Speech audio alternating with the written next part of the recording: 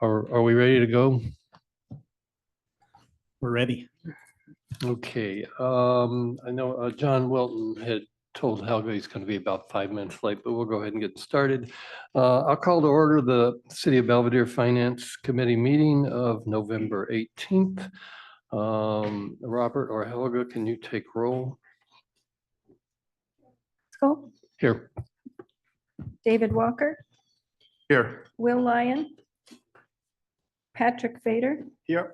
Sally Wilkinson, Peter Mark. Here, thank you.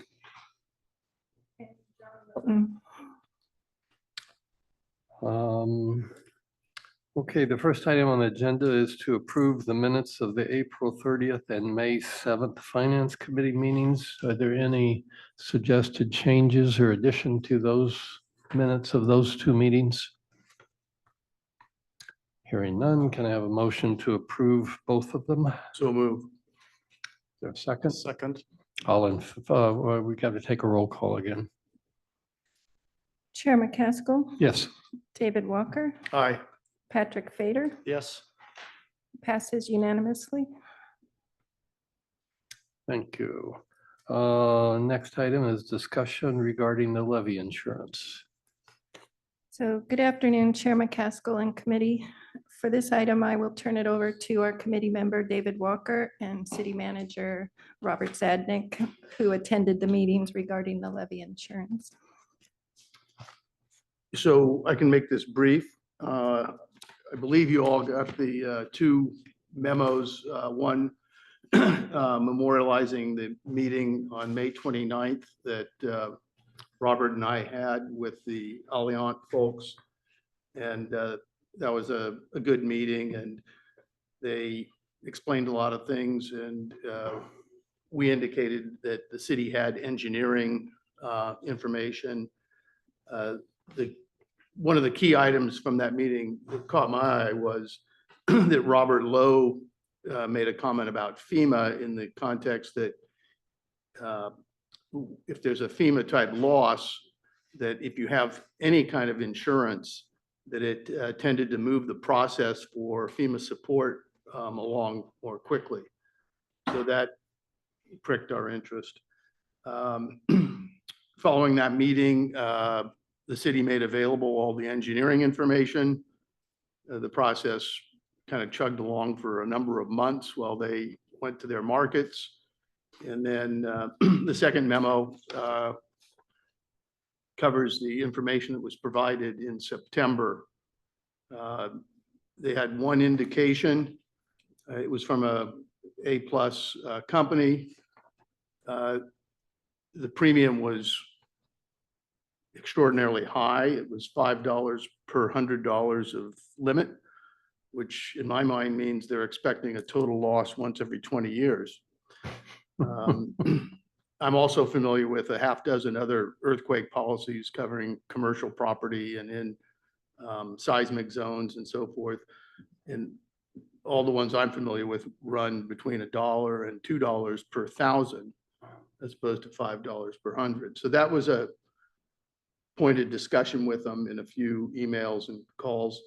But ultimately they said that's what the market indicated. and you can't really compare it to residential, but I know people on Peninsula Road pay $1.50 per thousand, not $5 per hundred, on properties that were probably never even engineered much at all. So nonetheless, they canvassed the market. They're the experts. And sort of one last postscript. After all of that, I know the general manager of the Golden Gate Bridge District. So, okay, that's got some infrastructure. So I gave Dennis a call, and he said they carry lots of insurance, including business interruption insurance. They do not carry earthquake insurance. And he said it was a very kind of quirky market, and that was the result. So that's all I have to report.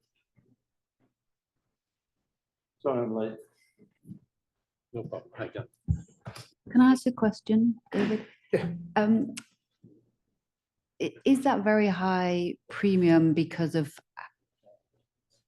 their review of our engineering studies and deciding it's significantly in disrepair? So I don't know the answer to that, Sally.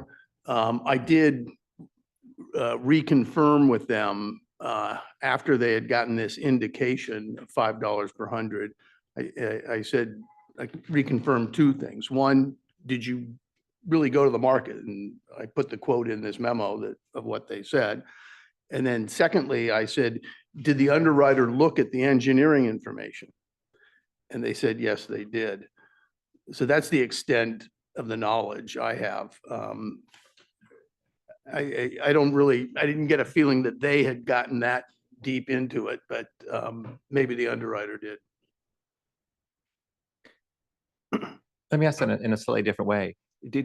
Would you get the sense that if they were insuring our infrastructure pre-renovation, it'd be the same cost as post-renovation? My impression was that they went to the markets and presented the information, and that's as deep as they got. So they just sort of waited for the phone to ring. I'm curious, what kind of, I mean, just in 2 sentences, highlight what kind of information did they have about the vulnerability of the levees as they currently exist? Yeah, they had the same reports that were produced by the committee for the seawalls, levees, and utilities. You recall we had that lengthy geotechnical analysis where they looked at the levees, what they're constructed of, what the likelihood of failure is during an earthquake. So really that large binder, the tome of materials, that's essentially what we provided them to review. I know they flagged a couple of things like liquefaction, and maybe one of the comments informally saying, hey, that's a kind of a hot button word in their industry. I don't think that we got into the details of post versus pre-risk.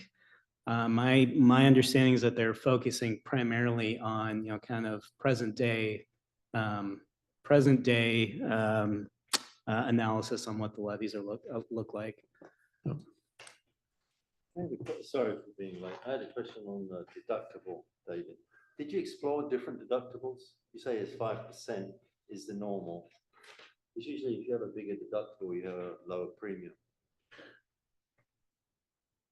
Yes, we asked them for a 50% deductible. And we never got that answer. Yeah. It took 3 or 4 months to get the answer we got, and more than a couple follow-ups. The reason I'm asking. The reason why we asked for a 50% deductible was twofold. One, because presumably it would reduce the premium materially. And secondly, it would get some insurance in place, which in our first meeting with them, they'd said anything that has some insurance is probably going to get a quicker response from FEMA in the event of a loss. See, what I was thinking was we got a reserve of what, 5 to 6 million, depending on the number of factors. If you have an incident, and the deductible is 5% would be 150,000 on one of the quotes in here. Yeah, yes, 5% on 3 Yeah. million, correct, right. So, you know, I was thinking 150 out of our reserve is not a big hit. So, you know, what if we said 10, 15% is the deductible? I'd like to know how much that impacted my premium. Because if it hit the premium quite a bit, and we could financially weather that storm, because this is a 1 in a 20-year, 30, 40-year event, then, you know, that's fine. That's what the reserves are there for, right? It's an unusual event and you cushion it. So let's say you had 10% on 3 would be 300,000. You'd have a 300,000 K hit 1 year. Anyway, it would be useful to know for every increase in deductible, what's the impact on the premium? You would think that it's just pro rata. You know, if the deductible, for example, was going to be 50% of a $4 million coverage, that's just like a cap of 2 million. Well, it should decline because all losses aren't total losses. Right. So Yeah, right. the first dollar of the deductible is more important than the last dollar of the deductible. Correct. More valuable. Yeah. You know, I don't know if this was an unusual request. I mean, Robert, it seemed like it moved incredibly slowly. And I got the impression it was somewhat unusual. I think most agencies tend not to insure these type of assets because FEMA is there. And if there's a disaster when it happens, the emergency is declared, either the state steps in or the federal government steps in to provide disaster relief. So I think insuring these, it's icing on the cake. You know, like David said, there's the opportunity maybe for getting faster FEMA funding, relief funding if we had insurance. They like to see that we protected our own investments as well, but most agencies don't have the luxury of you know, affording this type of insurance for infrastructure, public infrastructure like levees. Typically in a disaster, is FEMA's funding simply loans, or do they actually pay outright grants? Replacement. It's reimbursement Yeah. for repairs. For public properties, it's not full reimbursement for private property. Yeah, generally not for private properties, although if it's a house that had zero insurance and it gets political, bottom line, of who FEMA on the private side tends to insure, but for the Now, most there's part, caps. it's just the public. There's caps on private reimbursements. I think it's like $250,000, $300,000, something like that. Yeah, I don't have those thresholds, Yeah. but I know it's harder to get reimbursement money for private rather than public. But typically, does FEMA pay 100% of the damages for public property or just some percentage? I think if there's a declaration of an emergency declaration, then they step in to do that, probably on a priority or on a triage basis. So 100%? I believe so. No wonder they're about to go broke. A bigger concern I have with this approach, even if we're insuring, you know, our investment, you know, the $3 million that we're talking about, in an earthquake, there's going to be far more damage than just that section that was repaired. And I mean, you got $20 and $30 million estimates for the infrastructure. You know, why insure $3 million of it? You know, I mean, arguably the part that's going to be damaged is going to be more than different than what you recently just invested in. So that seems, you know, good money after bad, or just bad money after good, I should say. Mhm. I'm not sure that's true. I mean, you don't get the whole infrastructure demolished. I mean, if it was in that order of magnitude, if it's that order of magnitude, then you're in deep trouble. I mean, you could have an event which causes part of it to collapse, right? But if we have an earthquake, it's not going to be isolated on the area that we just invested in, right? It's going to be No, but this widespread. insurance isn't just for the area that we've invested in, it's for the piece of infrastructure, irrespective of what bits hit. What it's saying is, like, there's an event, right? You have I don't know, $5 million problem. You get 3 million from these guys, we pay the deductible, and hopefully FEMA fills in the rest. But it's not saying that, there's no way you can say, I'm gonna take the thing out for 20 million bucks. I mean, No, so you insure up to $3 million, and wherever your damage is, you get insured up to $3 million. right. Yeah, okay. Yeah, so it doesn't, it's not tied to any work we're doing. It's The- the whole stretch. The other thing to remember about FEMA is A, they're going bankrupt. And it's unclear how long that system's going to last for. And B, the funds can take years to come in. It's not like it's a short, it's a flip. The funds take Right. years. So gambling on, we want to insure this, but we're only going to insure a part of it because FEMA's going to step in is probably not a very strategically smart strategy unless we have funds in the short term to pay and are expecting reimbursement from FEMA. But what it says is if you have insurance, you've got more, they accelerate the payment. So if I may, Mr. Chair, there was sort of a threefold look at this, in my opinion. One was, we've already done infrastructure work there and spent a lot of money. We're in our budget and planning over the next couple of years to spend another 2.8, I think it's what it's been updated to now. And maybe we're going to do in a few years after that some more. So whether it's 3 million or 5 million, we're making a capital investment there. And I think, correct me if I'm wrong, Robert, but with the work that's been done and the work that's currently budgeted for, we're probably getting close to covering 70 or 80% of the stretch of the water exposed seawall on beach. Yeah, I think so. If you can think back to the repair proposal that we were putting into the budget, there were 3 areas that we wanted to address for that $2 million plus or minus figure we pushed out there. Most of those were the sections of the seawall that are immediately fronting wave action locations. So just think to the left and to the right, and then all the motorboat houses that are on Beach Road. So I don't know if it would be as far as 70%. The overall project contemplated sheet piling for structural seismic improvement for the entire length from Main Street all the way down to the yacht club. So we would be ending right at the China cabin where that repair we did in 2019. Right. That would be the extent of it. So Which was identified, 50 which was identified as the most vulnerable areas too. correct. Yeah, those 1, 2, and 3 areas were identified in the report as problematic.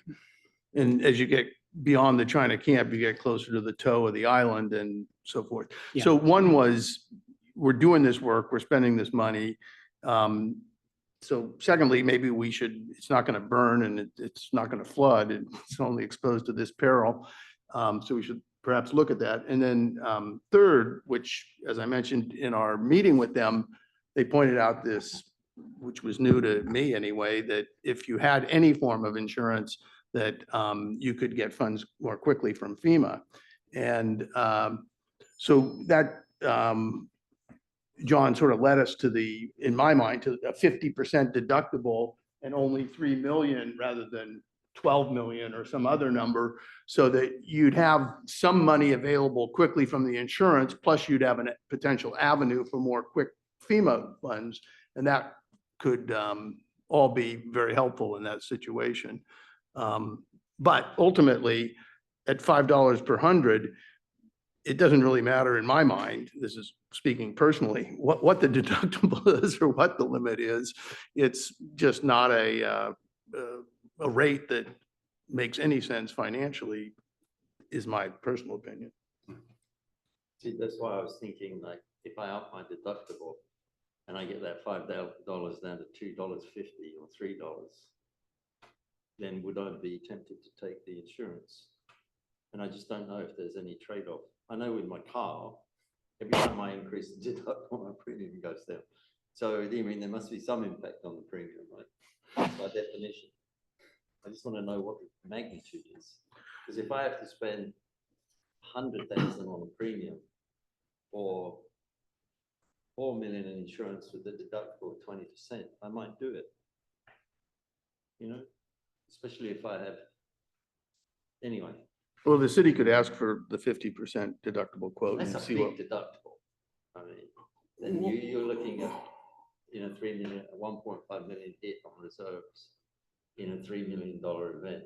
Well, I think if you don't do something that dramatic on the deductible, It won't hit the premium. it's just a huge, huge premium. Mhm. And even if you have a 50% deductible and you have some Yeah, yeah. substantial loss, you're gonna get $1.5 million right away.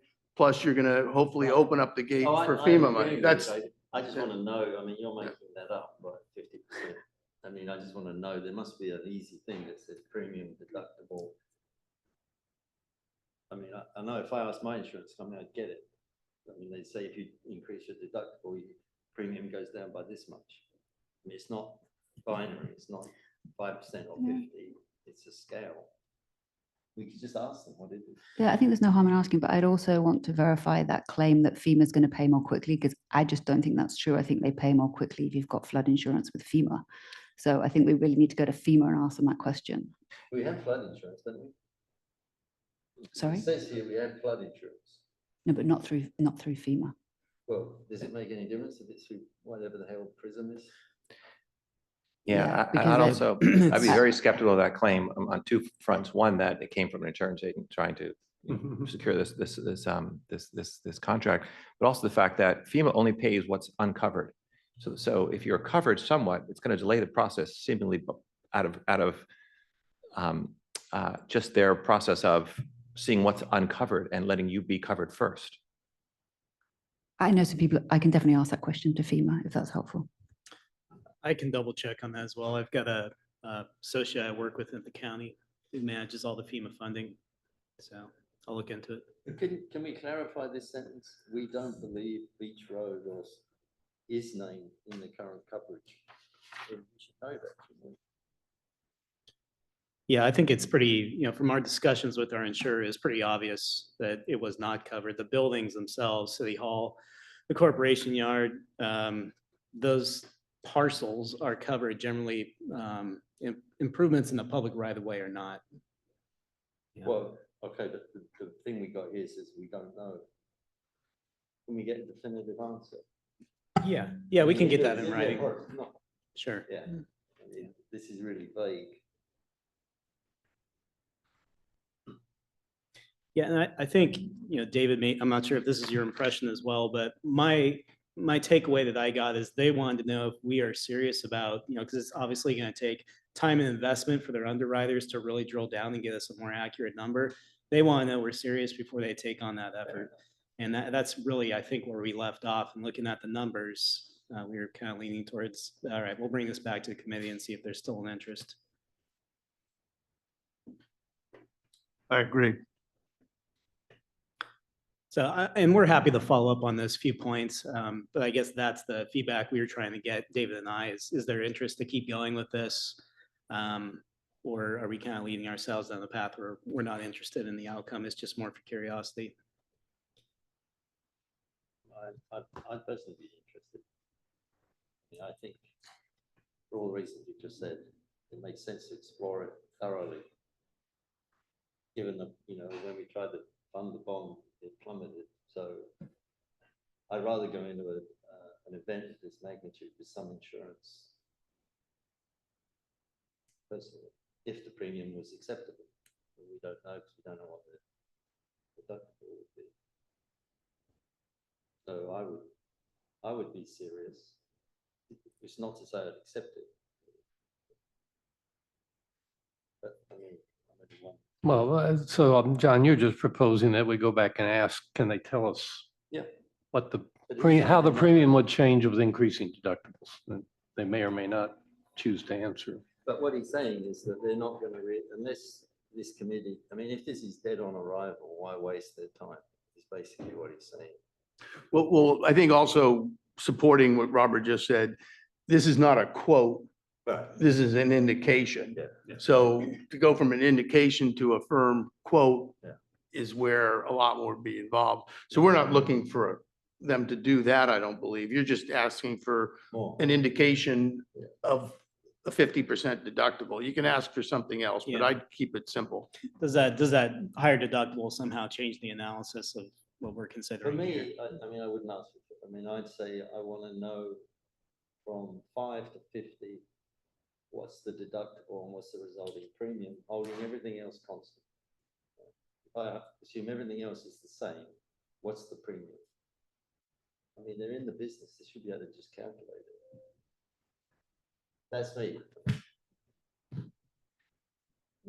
But given our situation where we are, as you described our reserves at $5 to $6 million, and the scope of even at, a small percentage of potential impact is $3 to $4 million that we're talking about, covering a higher deductible up to that amount, we're going to be depleting our reserves anyway. Why would we? It would seem you would want to pay a lower deductible because we don't have the cash, we don't have the No, but opportunity the to do that. Deductible on this thing was 150K at 5%. There's a big difference between 150K and 3 million. Right, so if I had a deductible of 700,000, I've still got reserves of 4.3 million, as opposed to no insurance, I then have reserves of 2 million. But John, So, I how, mean- how much are you proposing to insure? Are you proposing 5 million, 10 million, 20 million, 30 No, million? again, I think what he did was right, you just reduce it to $1 per amount, and then you figure out what premium you're comfortable with, and what risk you're comfortable with, which dollar amount. Because you can't predict the size of the impact of the event in dollars, right? So you're saying to our populace, the people who live here, we've taken the action of paying 100,000 per year because that covers us on 3 million of damage, and we take a hit in our reserves of 700K. That's the sort of balance that we're comfortable with, as opposed to no insurance, and we have the event, and then we completely deplete our reserves. Now we have a running cost of 100,000 or 150, whatever the premium is. Is that, do we want to swallow that? Or do we just not bother and wait for the event? But I don't have enough information to make that decision. Because I have like a binary thing, and one quote off of one deductible. I don't know why you wouldn't want to get more information. I think Robert's point I was don't that- think we're not buying insurance over the next few months here. So the next time we meet with this committee, in the meantime, Yes. we can ask some more questions. It's going to be a range, though. I don't think they're going to give us a hard number after going through the full analysis to say this is going to be based on, let's say, a 50% or 5%. This is going to be your Well, I premium. mean, But we can at least have an if- indication. If you say everything else is the same, I kind of agree. It seems like they have a chart where they do this as opposed to, because nothing else changes. Yeah, I don't know. Again, this is not their typical residential structure building that's, Right. very easy to analyze. It's something that they've really got to dig into. And like I said, liquefaction and other terms like that, really make them nervous, I think. So it seems we can ask them for an indication on higher deductible. We can find out if their statement about FEMA, is true. Because it seems like it all has to work together. Yes. If all those things are true, that FEMA is quicker, and maybe they're not, who knows? But if they are, and we have a really lean down piece of insurance and we have strong reserves, then all those three items come together in the event of a disaster. But if really any one of them falls out, then it's kind of the end of the insurance road, in my opinion. Did you look at any other comparably vulnerable communities and what they're doing? Parts of Mill Valley, Larkspur, and Sausalito come to mind. Yeah, we didn't do an analysis on that. It'd be easy enough to find out, though. Yeah.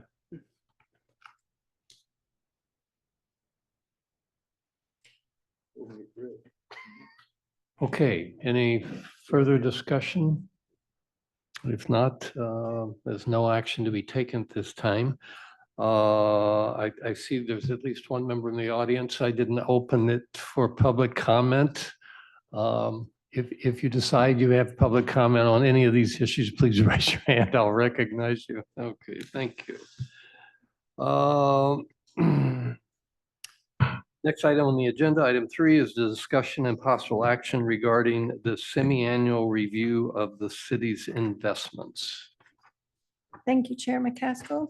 Earlier this year in February, the council approved a change to the city's investments based on the Finance Committee's recommendation, which involved transferring most of the city's fund balance from the Local Agency Investment Fund, or LAIF, to CalTrust.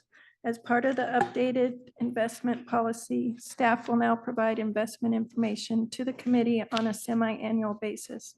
This marks the first full 6-month review since the city transitioned our fund balance to CalTrust. The CalTrust Liquidity Fund earned over $188,000 in interest from mid-February through June 30th, 2024. In July of '24, with the approval of the Finance Committee Chair, the remaining $150,000 in LAIF was transferred to the CalTrust Short-Term Fund to take advantage of a slightly higher interest rate. Councilmember Wilkinson, Committee Member Will Lyon, and I review the investments at the end of each quarter and recommend any changes to the Chair McCaskill for his approval per the investment policy. As of the quarter ending September 30th, '24 reports, we are recommending no changes to the CalTrust allocation because the majority of the city's fund balance is in the liquidity fund, which continues to yield the highest return. However, if the Federal Reserve makes any changes in December or January, it may be necessary to adjust the allocations at that time. And with that, I'd be happy to take any questions. Any questions of Helga? And if not, any discussion? No, Will and I, we discussed it extensively. You've still got an inverted yield curve through to about 5 years, less inverted. So I think for now, we just stay in liquidity and we move out. And Will's pretty active at monitoring as well. So he certainly flags when he's seeing changes that might make us change our strategy. Sorry, so when would that happen? Is it every 6 months? So we review, I mean, how would you- We review every quarter at Oh, the every end of quarter. each quarter. Excellent. And then we bring it to the Finance Committee every 6 months. And then the only piece of good news I was going to add, because we do on this report also talk about our restricted investments in the 115. And the good news is that CalP has produced a 9.3% investment return for 23-24. Thank God. So that will mean that our contributions for fiscal year 25-26 will be lower. Other questions or comments? Good job. Helga, do we have to take action or is there no action if we're not changing anything? There's no action. if we're Okay, not so I'm changing. assuming unless there is a motion to take some action to change the investment allocation that we are happy with no action and no changes. Okay, Hands raised on that item or request to speak for public comment. There's no public comment on that item. I just wanted to make that clear for the record. next item on the agenda, item number 4 is discussion and possible action regarding the 23-24 year in review and proposed allocation of excess reserves. So thank you, Chair.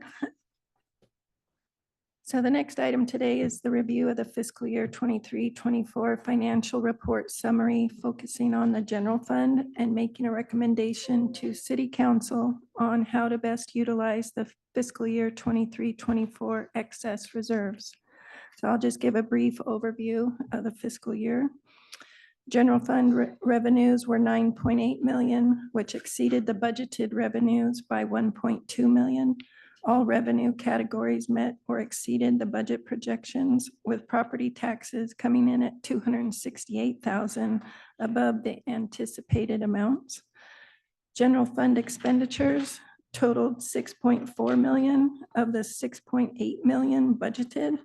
Overages in certain departments were offset by underspending in others, with overall expenditures coming in under budget by 460,000.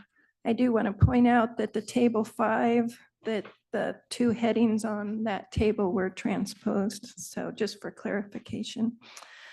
The Capital fund expenditures were 730,000. Many projects were still in progress or not yet started as of June 30th, 2024. Therefore, 919,000 is being rolled over to fiscal year 24-25, which was approved with a budget amendment by council at their November 12th meeting. This is a typical method in Belvedere's budget process, as prior year project backlogs are cleared and the uncertain timing of implementing larger projects is accounted for. In summary, the higher than anticipated revenues, slightly lower than anticipated expenditures, and lower than anticipated transfers out to the capital fund combined to create a surplus of 987,000.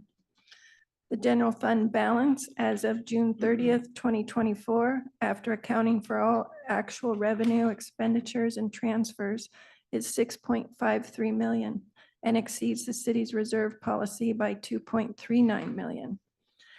As of June 30th, 2024, the city maintained approximately 850,000 in excess reserves that could be appropriated and still maintain the 50% threshold over the 5-year forecast period. As part of the revised fund balance and reserve policy, the Finance Committee is asked to make a recommendation whether any portion of the unused fund balance should be appropriated for specific purposes. Before you are the recommendations for the allocation of the 850,000 while maintaining the general fund reserve ratio over the next 5 years. Budget outcomes can vary from what is forecast. Therefore, staff are requesting a $300,000 buffer of unassigned funds to remain in the general fund above the minimum threshold. This would leave 550,000 in one-time funds available for allocation for a specific purpose. At this time, staff has not identified any immediate one-time operational needs for utilizing these funds.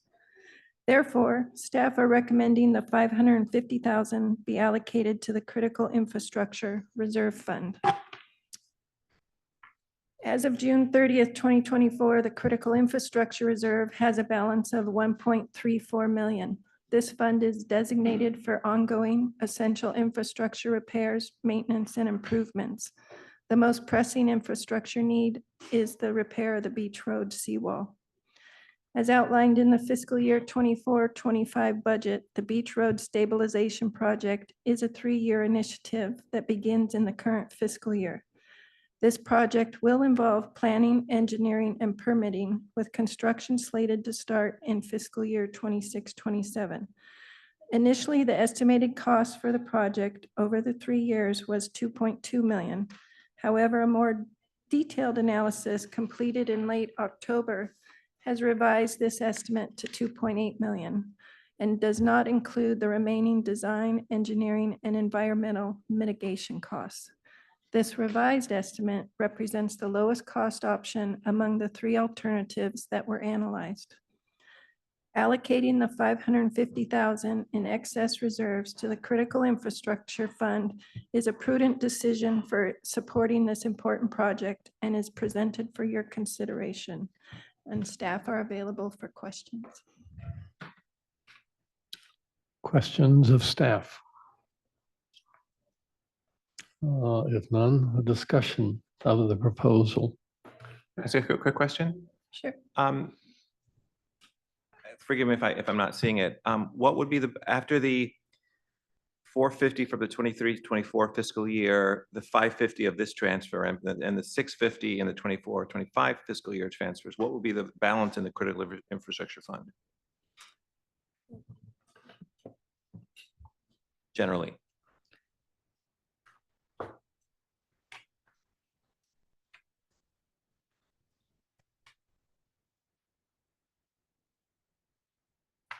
It'd be about 2.4 million at the end of this current fiscal year.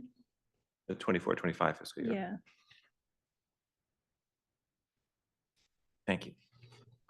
When you're saying current year in all these tables, you mean 23-24, right? Yes. Yeah. Right. I just think in terms of presentation, I'll update those Yeah. from next. No, it'd be next better if time. as a Yeah, year. And then, as you said, table 5 is screwed up. right. Yeah.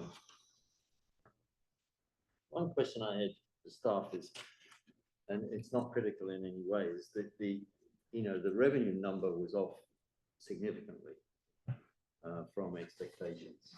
So is there was it like a 1-year event that caused, I read it, all the numbers were above forecast on the revenue side. Was it, do you think that's a structural problem with the way we go about estimating, or was it just that year was unusual? So we usually take a pretty conservative approach to budgeting, especially for the revenues, so that we don't overestimate and Yeah.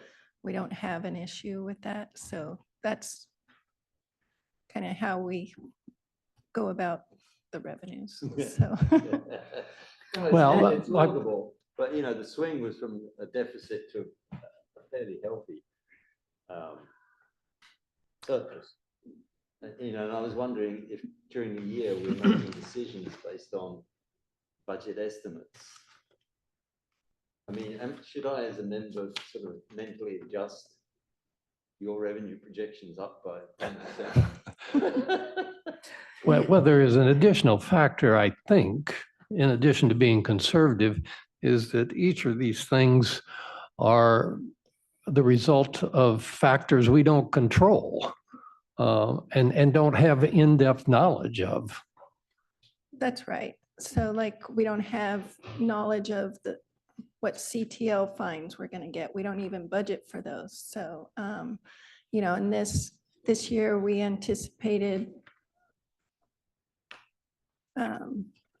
some grant revenue, and we got everything that we anticipated, plus a refund of 75,000 on one of the planning grants where we were overcharged on it. So, that was not anticipated. It was nice, but it wasn't anticipated. So, I think the point I'd add is that we are always conservative, but somehow we never end up with excess reserves which don't have to be committed somewhere. So if we were always wrong on the being too conservative, we'd be running with excess reserves, and we're not, because some kind of infrastructure project or something else comes up where the money, or pensions where we haven't budgeted appropriately, comes up and we need to spend it that way. So I think as long as I've been involved, this conservative approach has been adopted. And then those excess funds, when they do come, are usually allocated to pensions or to infrastructure. Yeah, I guess I think it differently. I'd say, like, I want as accurate an estimate of the budget as possible. And then what I do with any surplus is a secondary issue. If I get a surplus above expectations every single year, then I would think my model of estimating is off. Right? Otherwise, it would be random walk. If it was totally random, we would end up with unexpected deficits and unexpected surpluses. Since I've been here, which I think 2 or 3 years, that there's always been, revenues always come in significantly above forecast. It's not random. And that's structurally the case intentionally, but if we budgeted perhaps with more realism rather than conservatism, we will probably be running just fine on the budget, and some years we might have to cut something back because we overestimated revenues. But more than that, we wouldn't be creating these structural excess reserves, which we then commit to things which we should have been saving for, and we weren't, because we're still way underfunded on pensions versus reality, and we're way underfunded on capital expenditure versus reality. So it sort of works out, it comes out in the wash essentially.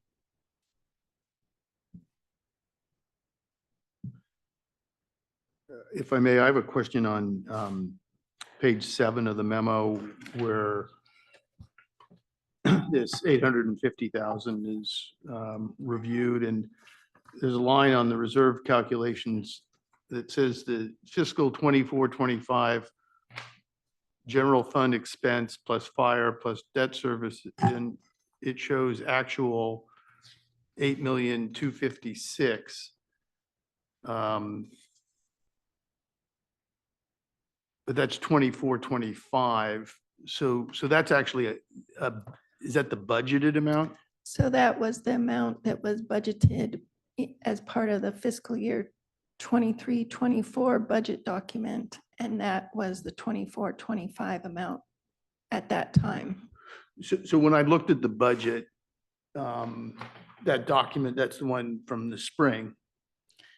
So this number here, the 8,256,000, if you looked at the 23-24 budget, you would have seen that that's the number from 24-25 that was used.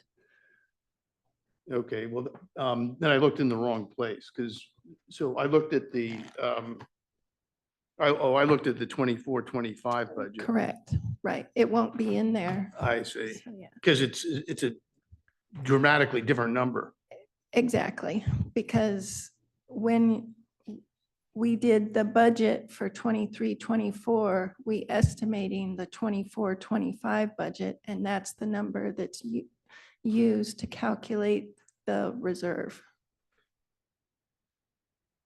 So it's the same number, just estimated at different points in time. Correct. So the one from this spring is 9.6 million. Unless I'm, Right. That's the proposed budget for 24-25, but the reserve was calculated based on the 23-24. so I guess my question really is, how did it go from 8.2 to 9.6?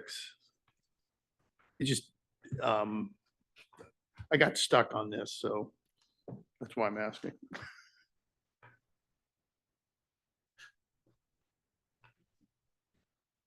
So I'm looking at the budget from this spring for the 24-25.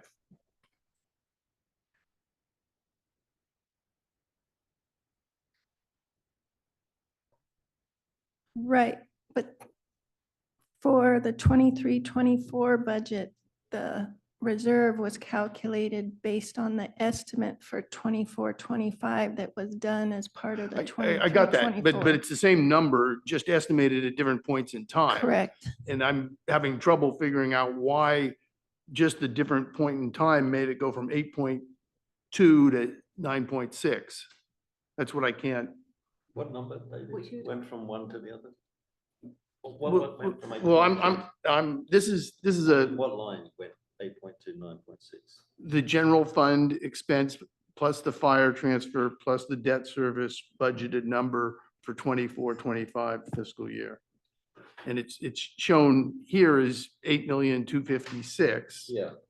And Where is it? And now? if I look at the budget from this spring, on page 62, Got it. it shows, this is our current budget. But that's based on estimates rather than actuals, no?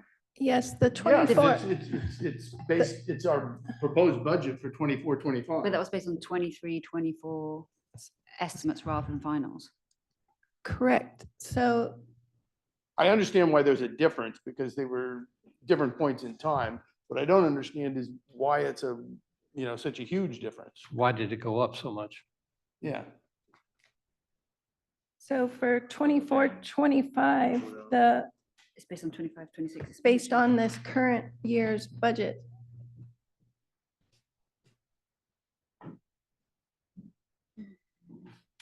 This is what I'm looking at, taking those three items. So this is the projected general fund fire transfer plus debt service is the 8.6. And it uses the Okay. next year's projections, and that's what this number was. So it's the difference, From- it's the difference between the transfer and the actual budgeted expenditure. Correct.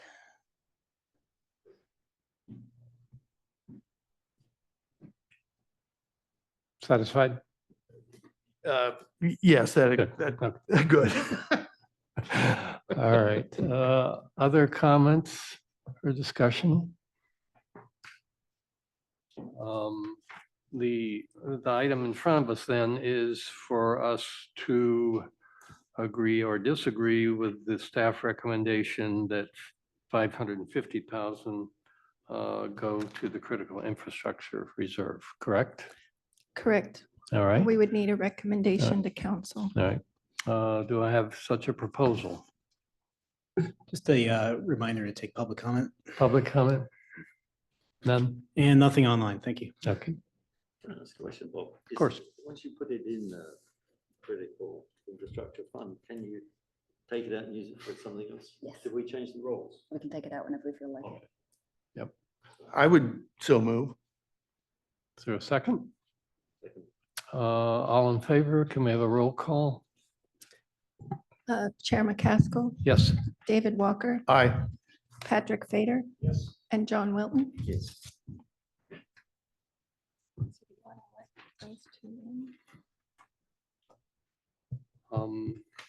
Our next agenda item is with respect to the audit for 23-24. Is Vicky going to be here today?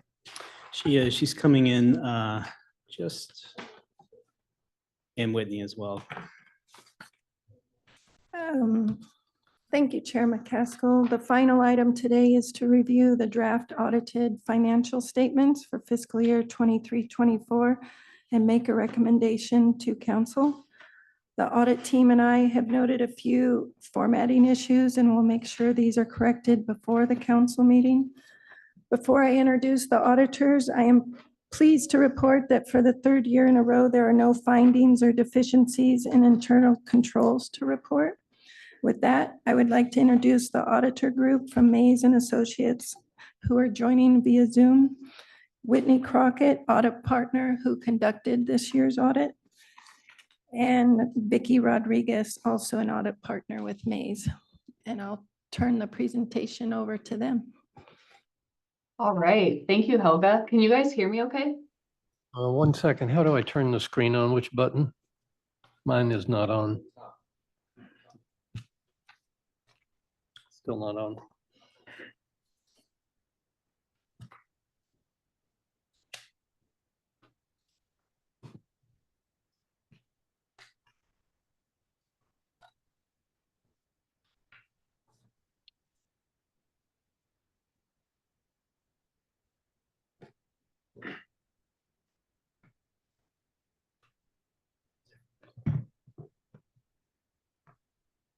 This is critical infrastructure. It's not a big thing, Robert. I can look on David's screen. Yeah. Yeah, that's okay.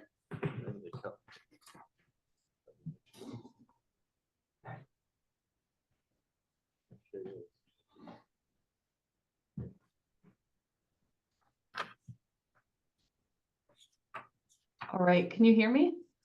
Yes. All right, cool. Well, good afternoon, everyone.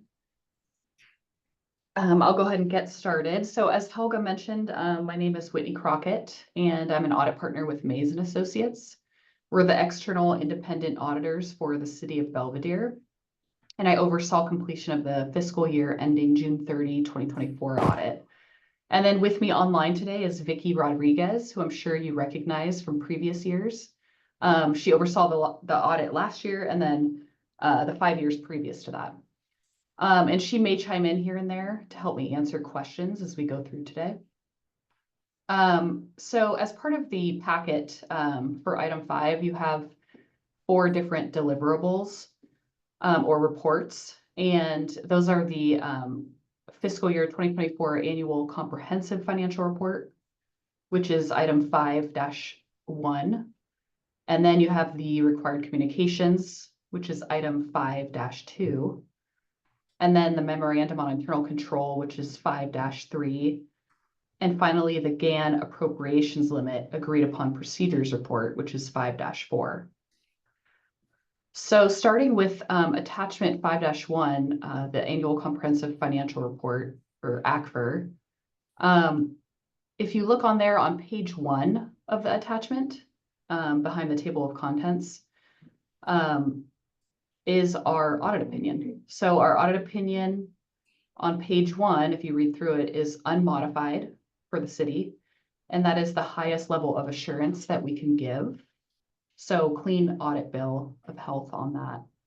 There's nothing unusual in the audit opinion to note, except for that unmodified opinion. Everything else is standard language.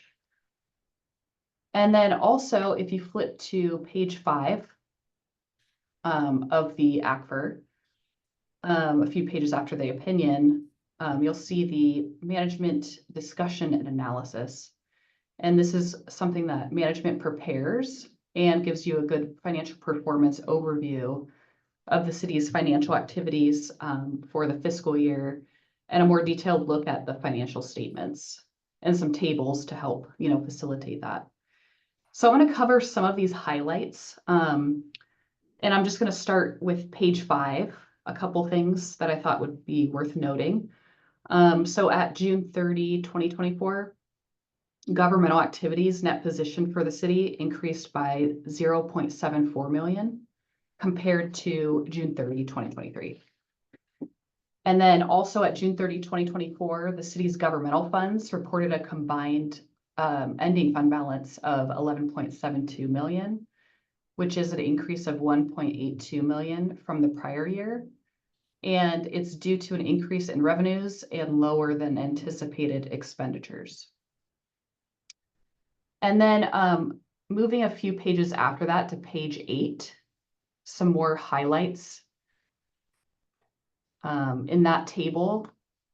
So assets, if you look at the assets and deferred outflows of resources, those exceeded liabilities and deferred inflows of resources by 15.19 million at the close of the fiscal year ending June 30, 2024. Current assets increased by 1.49 million, which is attributable to total revenues exceeding program expenses in the reported year, an increase in restricted investments due to a contribution of 0.3 million to the Section 115 trust, along with favorable investment earnings. And finally, contributions of 0.45 million to the Critical Infrastructure Fund. Sorry, which page are you on now? Great. Page 8. Thank you. Yeah, no problem. Yeah, feel free to stop me at any point if I'm, if you want to pause me to discuss anything. So liabilities related to the long-term obligations increased by 0.11 million due to an increase in the city's CalPERS net pension liability, which was only partially offset by reductions in the outstanding bonds payable and the city's net OPEB liability. So the CalPERS pension liability did increase during the year due to several factors, but the biggest one was the underperformance in investment returns by CalPERS. The city's net OPEB liability reduction was a slight reduction, which resulted from demographic changes in the city's retiree pool. Okay, so one other item I wanted to note on the next page, page 9, having to do with the program expenses and revenue. So program expenses decreased by 2.12 million compared to the previous year. And this decline is attributed to reduced staffing in both the police department and public works, as well as a significant decrease in pension expenses, falling from an elevated 3.64 million the prior year, so fiscal year 23, to 1.27 million in the current fiscal year, June 30, 2024. So this reduction is largely due to fluctuations in the CalPERS investment returns, which went from a negative 6.1% in fiscal year 2021-22 to a positive 5.8% in fiscal year 22-23, but still underperformed overall from CalPERS's expected 6.8% target. Whitney, real quickly, just while you're on that page, I think there's a footing error. There are 2 columns, 2024, which are identical, except for the total revenue has different numbers. So one column or the other doesn't foot. Oh, okay. Not a big deal. On page 9. Yep. 13, 19, 13,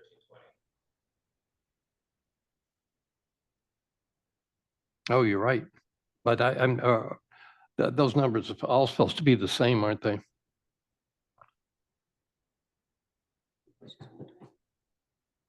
Yeah, I see what you mean. maybe just follow up on it later. It's not worth resolving right at the moment. Okay, yeah, no, thank you for pointing that out. I'll work with Helga to get the the table updated.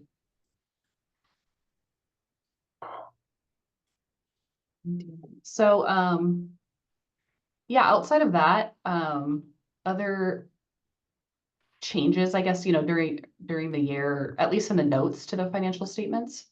I wanted to point out a couple of those. So the first one is on page 37, which is footnote 1Q. And this footnote is where there is a discussion about any new GASB, governmental accounting standards, that impacted the city during the year. So in fiscal year 24, there was only one new GASB effective, and that was GASB 100, accounting for changes in error corrections. However, as that footnote discusses, there was no impact to the city because the city didn't have any accounting policy changes or error corrections. So there was nothing to apply using that GASB. Or from that GASB, yeah. So the other thing, a couple pages behind that, page 39, note 3C and 3D, cash and investments. Because the city started investing in CalTrust during fiscal year 2024, there's expanded disclosure about that new investment in various sub footnotes in note 3. And even the tables now include the CalTrust investment.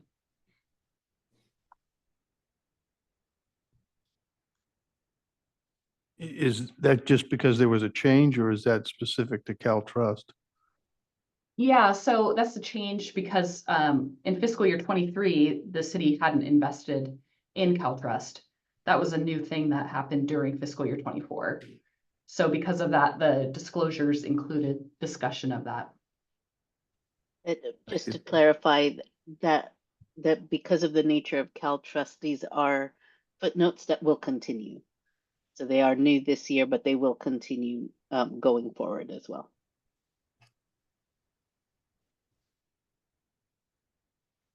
Thank you. Okay, so I'm going to move to our required audit communications, and this one is in attachment 5.2.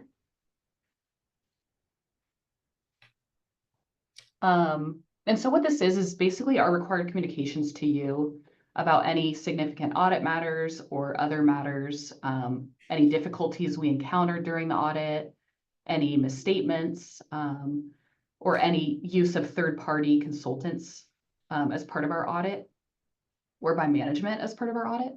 And there's nothing in there that I'd like to bring to your attention in there. So all of that communication is standard. Yeah, so pretty basic. Attachment number 5-3 is the memorandum on internal control. So we call that the MOIC. And that is a memo from us documenting and communicating to you any internal control matters. So there's nothing in there as far as internal control issues go, so no findings. And if there were, it would be highlighted in there. Everything that's in there is standard boilerplate language. And yeah, no internal control issues. And then the last attachment, 5-4, is the GAN limit agreed upon procedures report. So this is our report on recalculating the city's fiscal year 2023-2024 appropriations limit that was adopted by City Council. So if you read through that agreed upon procedures report, you'll note that we were able to recalculate the limit without any exceptions. And so that's what that report is conveying. But yeah, before I open it up for any questions, I just wanted to take a moment to thank Helga and her team for being super helpful and responsive. And yeah, everything went smoothly on our end. So it helps when, the team's prepared and ready for us to start the audit. That way we can hit the ground running. So yeah, that's really appreciated. So thank you. Any questions? Thank you, Whitney. One quick question. I assume that like prior years, you did not identify any adjusting entries to make to our books. No, I did not. Great. Correct. Mhm. Other questions of the auditors? I don't see any. Whitney, thank you very much. Helga, and at this point, unless we want to have, well, I might as well while they're here. Is there a discussion or any other questions about anything in this, the audit report? Are we going into a closed session? Are we going into a closed session? Yes. Yes, we will. Yeah. Our action is to simply accept the audit and recommend it to the city council. Correct. Okay. Is there a second? Second. Can we take a roll call? Chair McCaskill, Yes. David Walker, Aye. John Wilton. Aye. Patrick Fader. Yes. Passes unanimously. And no public comment on that item either.